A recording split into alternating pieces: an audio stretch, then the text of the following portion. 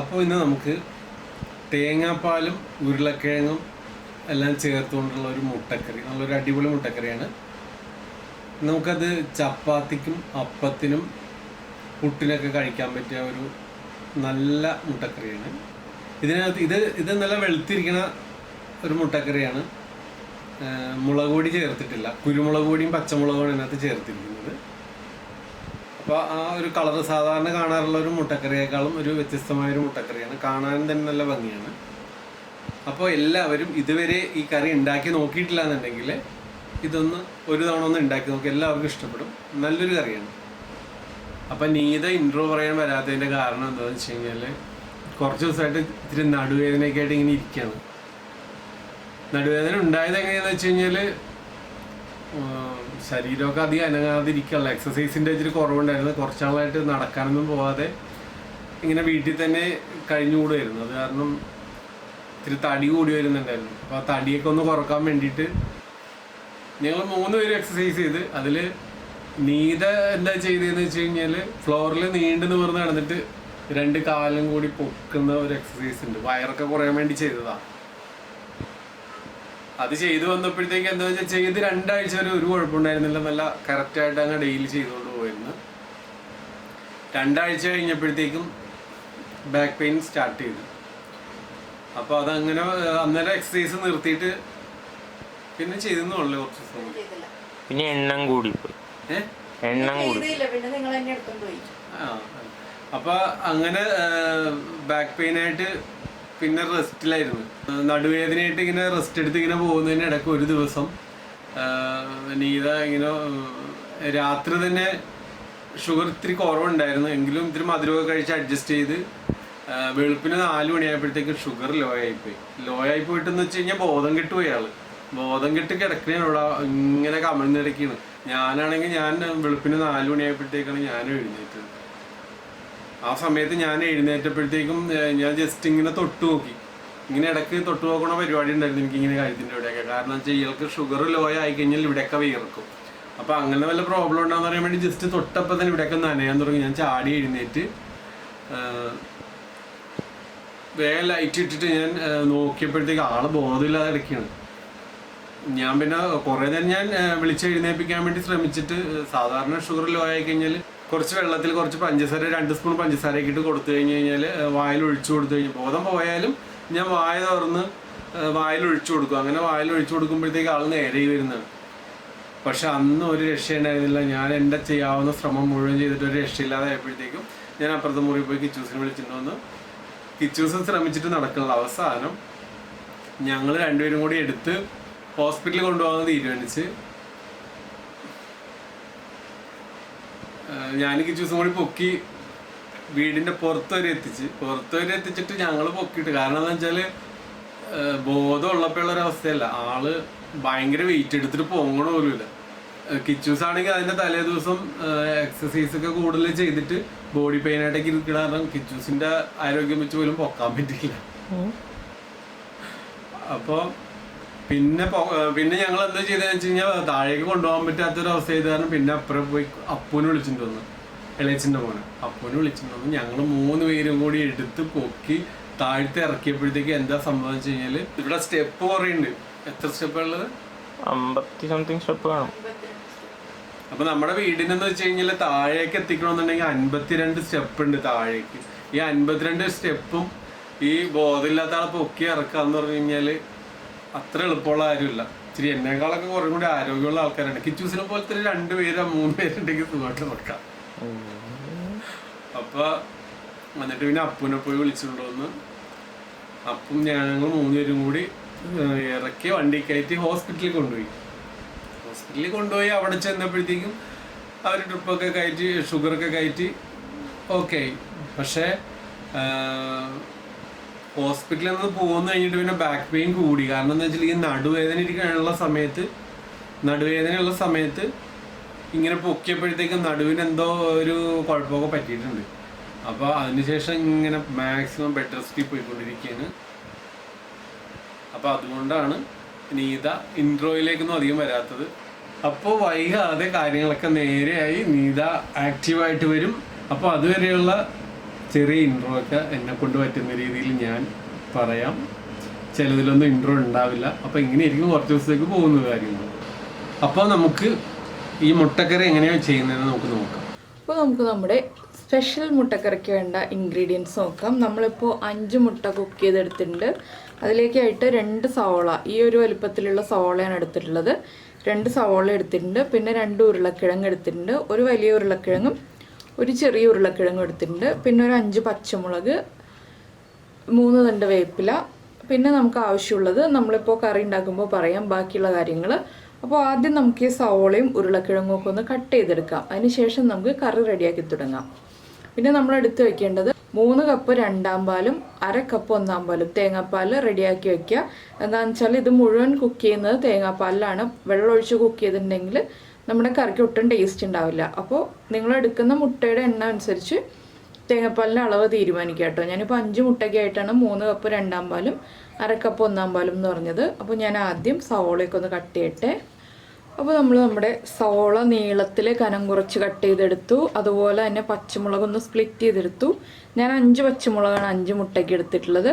പിന്നെ ഇഞ്ചി തീരെ ചെറുതായിട്ട് മുറിച്ചെടുത്തിട്ടുണ്ട്. നിങ്ങൾക്ക് വെളുത്തുള്ളി താല്പര്യമുണ്ടെങ്കിൽ ഇതിൻ്റെ കൂടെ ഒരു 2-3 അല്ലി വെളുത്തുള്ളിയും കൂടി ചേർക്കാം. ഇതുപോലെ തന്നെ ചെറുതായിട്ട് മുറിച്ചെടുക്കുക. പിന്നെ ഉരുളക്കിഴങ്ങ് ചെറിയ ക്യൂബ്സായിട്ട് കട്ട് ചെയ്തെടുത്തിട്ടുണ്ട്. ഒരു മീഡിയം വലിപ്പമുള്ള ക്യൂബ്സായിട്ട് കട്ട് ചെയ്തെടുത്തിട്ടുണ്ട്. ഇനി നമുക്കൊരു പാൻ ചൂടാക്കിയിട്ട് കറി റെഡിയാക്കി തുടങ്ങാം. ഇപ്പോൾ നമ്മൾ കറി റെഡിയാക്കാനായിട്ട് പാനിലേക്ക് വെളിച്ചെണ്ണ ഒഴിച്ചിട്ട് വെളിച്ചെണ്ണ ഒന്ന് ചൂടായി വന്നിട്ടുണ്ട്. ഇതിലേക്ക് ഞാനിപ്പോൾ 2 ഗ്രാമ്പു, അതുപോലെ തന്നെ ഒരു പീസ് പട്ട, ഇതൊന്ന് ചെറുതായിട്ട് മുറിച്ച് ചേർക്കുന്നുണ്ട്. ഇതൊന്ന് ചൂടായി വരട്ടെ. പട്ടയും ഗ്രാമ്പും ഒന്ന് ചൂടായി തുടങ്ങുന്നുണ്ട്. നമുക്കിതിലേക്ക് 1 ടീസ്പൂൺ കടുക് ചേർക്കാം. കടുക് ഒന്ന് പൊട്ടി വരട്ടെ. ഇപ്പോൾ നമ്മുടെ കടുക് പൊട്ടി കഴിയുന്നുണ്ട്. നമുക്കിതിലേക്ക് മുറിച്ച് വെച്ചിരിക്കുന്ന ഇഞ്ചി ചേർക്കാം. വെളുത്തുള്ളി ചേർക്കുന്നുണ്ടെങ്കിൽ വെളുത്തുള്ളിയും കൂടി ഈ സമയത്ത് തന്നെ ചേർക്കാം. ഇനി ഇഞ്ചി ഒന്ന് കുക്കായി തുടങ്ങട്ടെ. ഒരുപാട് അങ്ങോട്ട് കളർ മാറിപ്പോകണ്ട, ലൈറ്റായിട്ടൊന്ന് കളർ ചേഞ്ചായി വന്നാൽ മതി കേട്ടോ. ഇഞ്ചിയുടെ കളറൊക്കെ ഒന്ന് ചേഞ്ചായി തുടങ്ങുന്നുണ്ട്. നമുക്ക് മുറിച്ച് വെച്ചിരിക്കുന്ന പച്ചമുളകും സവോളയും ചേർക്കാം.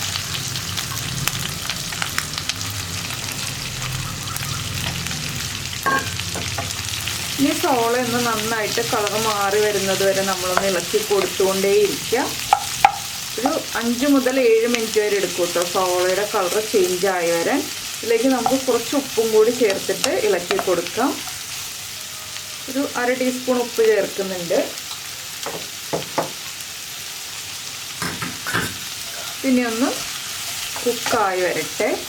അപ്പോൾ നമ്മുടെ സവോളയൊക്കെ ഒന്ന് കളർ മാറി വരുന്നുണ്ട്. നമുക്കിതിലേക്ക് ഇനി പൊടികൾ ആഡ് ചെയ്യാം. അപ്പോൾ ഫ്ലെയിം കുറച്ച് വയ്ക്കുക.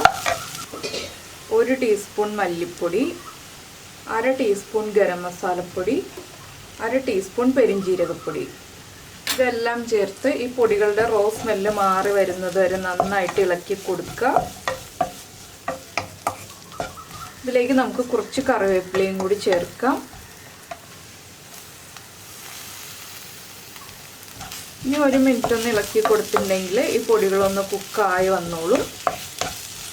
ഇപ്പോൾ നമ്മുടെ പൊടികൾ ചേർത്തിട്ട് നന്നായിട്ട് കുക്കായി വന്നിട്ടുണ്ട്. ഇതിലേക്ക് നമുക്കിനി ഉരുളക്കിഴങ്ങ് ആഡ് ചെയ്യാം.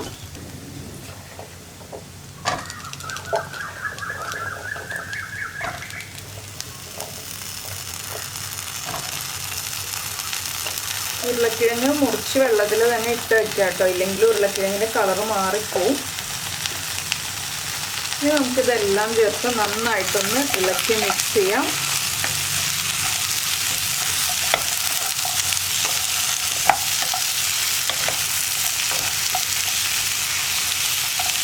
ഇതിന് ഒരു 5 മിനിറ്റ് ഒന്ന് അടച്ച് വയ്ക്കാം. ഈ ഉരുളക്കിഴങ്ങ് ഒന്ന് ആവിയിൽ കുക്കായി വരാനാണ് നമ്മൾ ഒരു 5 മിനിറ്റ് അടച്ച് വയ്ക്കാൻ പോകുന്നത്. അതിനുശേഷം നമുക്ക് തേങ്ങാപ്പാലൊക്കെ ചേർക്കാം. അപ്പോൾ നമ്മുടെ ഉരുളക്കിഴങ്ങ് അടച്ച് വെച്ചിട്ട് ഒരു 5 മിനിറ്റ് ആയി. ഇത് കണ്ടോ, ഉരുളക്കിഴങ്ങൊക്കെ ചെറുതായിട്ടൊന്ന് മൊരിഞ്ഞ് തുടങ്ങുന്നുണ്ട്. നമുക്കിതിലേക്ക് തേങ്ങാപ്പാൽ ചേർക്കാം. നമുക്ക് എത്ര ഗ്രേവി വേണം എന്നുള്ളതനുസരിച്ച് തേങ്ങാപ്പാൽ ചേർക്കാം കേട്ടോ.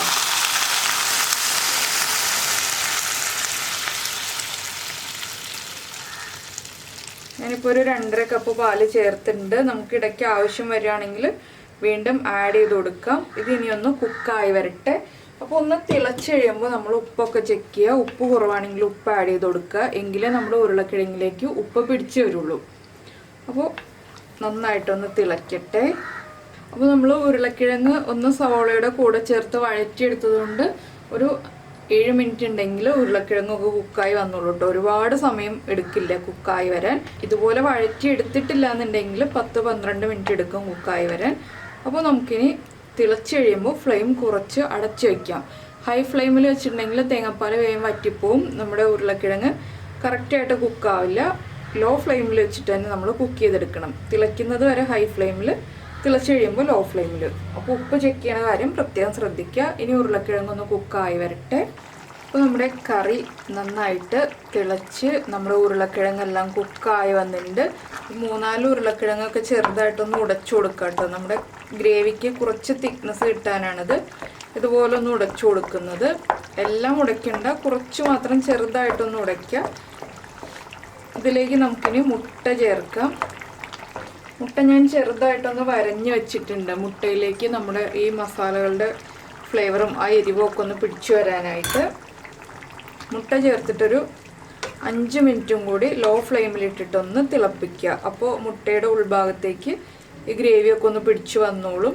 പിന്നെ ഒരുപാട് തിക്കായിട്ടുള്ള കറി വേണമെന്നുണ്ടെങ്കിൽ നമുക്ക് 1 ടീസ്പൂൺ കോൺഫ്ലവർ വെള്ളത്തിൽ മിക്സ് ചെയ്തിട്ട് ആഡ് ചെയ്യാം. ഞാനിപ്പോൾ ഒരുപാട് തിക്കായിട്ടുള്ള കറിയായിട്ട് ചെയ്യുന്നില്ല.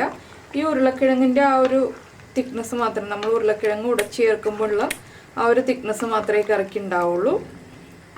അപ്പോൾ ഇതൊന്ന് വീണ്ടും തിളച്ച് വരട്ടെ ഒരു 5 മിനിറ്റ്. തിളയ്ക്കുമ്പോൾ തന്നെ നമ്മുടെ ഗ്രേവി ഒന്ന് കുറുകി വരികയും ചെയ്യും കേട്ടോ. അപ്പോൾ ഇടയ്ക്കൊന്ന് ഇളക്കി കൊടുക്കണം, ഇല്ലെങ്കിൽ പാനിൻ്റെ അടിയിൽ പിടിക്കാൻ സാധ്യതയുണ്ട് ഒരുപാട് അങ്ങ് തിക്കായി പോയിട്ടുണ്ടെങ്കിൽ. അപ്പോൾ നമ്മൾ മുട്ട ചേർത്തിട്ട് 5 മിനിറ്റ് ആയി. ഇനി നമുക്ക് ഫ്ലെയിം കുറയ്ക്കാം.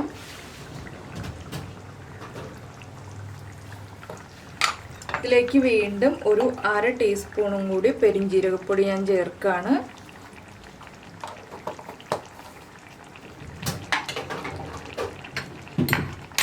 അതുപോലെ തന്നെ നമ്മുടെ തേങ്ങയുടെ 1/4 പാലും ചേർക്കുകയാണ്. 1/2 കപ്പ് 1/4 പാല്. ഇനി ഇത് ഉടനെ തന്നെ ഓഫ് ചെയ്യുക. നന്നായിട്ടൊന്ന് ഇളക്കി മിക്സ് ചെയ്തെടുക്കുക. അപ്പോൾ നമ്മുടെ ഈസി ആയിട്ടുള്ള ടേസ്റ്റി ആയിട്ടുള്ള മുട്ടക്കറി ഇതാ റെഡി ആയി കഴിഞ്ഞു. ഉപ്പൊക്കെ കറക്റ്റാണോ എന്ന് നോക്കുക. ഉപ്പ് കുറവാണെങ്കിൽ ഉപ്പ് ആഡ് ചെയ്ത് കൊടുക്കുക. അത് ഏത് സ്റ്റേജിൽ വേണമെങ്കിലും ആഡ് ചെയ്യാം.